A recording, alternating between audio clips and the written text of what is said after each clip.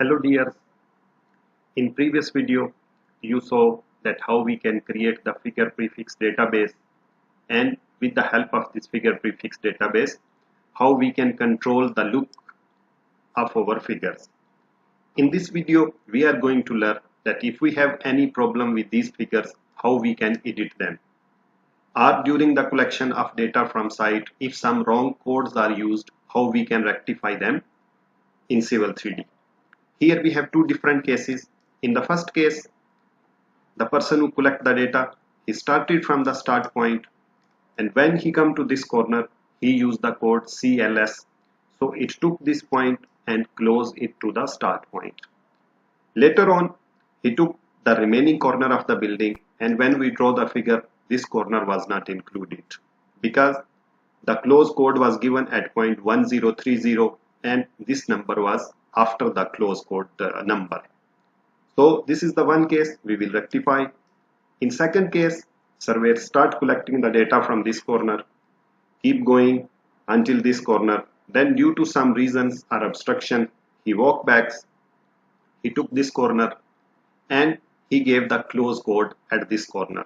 So software simply took the line, go back to this point, and when come to this point it closed back the line. So here we have to add a point into the figure. To do so, we will go to the survey tab. From here we will expand our survey database. We will open our survey database for edit. Right click, open for edit.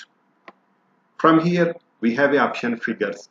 We will right click over the heading and go to edit figures. Now the figure which we want to edit is a yard. So from here in this list we will select the yard, and you will see once we select anything here, it's also highlighted in the drawing. So I'll select this yard and you can see it's already highlighted here. I'll right click and I will go to the properties. From the properties dialog box, to add a new point to the figure, I will select this green plus sign. I will drag this down so we can see the end result. Here I am going to click this plus sign. Once I click over here, you can see that a new row is added. There are some coordinates, but still there is no any description or any numbers.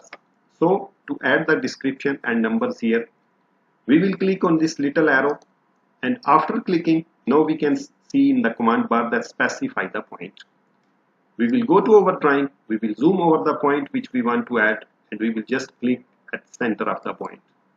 Once we click over there, we can see a preview of line, and here we can see the point number is assigned and the description is assigned. I'll click apply and OK. I will close this dialog box, and now we can see that our figure is drawn properly. In the second case, we have to change the sequence of our point. To do so, we'll go again to the figures, right click, edit figures. The figure name is shed. So from the list we will select the shed. You will see once I selected here, it's already highlighted in the drawing. So to edit, we will right click and go to properties of the figure. Now we don't have to add any new point. All we want to do is just to change the sequence of the last 2 points. So I'm going to select this last point, and from here in this icon there are arrows to bring these points up and down. I want to take it upward, so I will click on this arrow to take it upward. Once I click over here, I can see a preview of the figure in my drawing. So to accept this, I'll click apply, OK. I will close this dialog box, and we can see that our figure is drawn properly. So that's it for in this video. In next video, we will discuss about the description keys. Till that, goodbye, see you.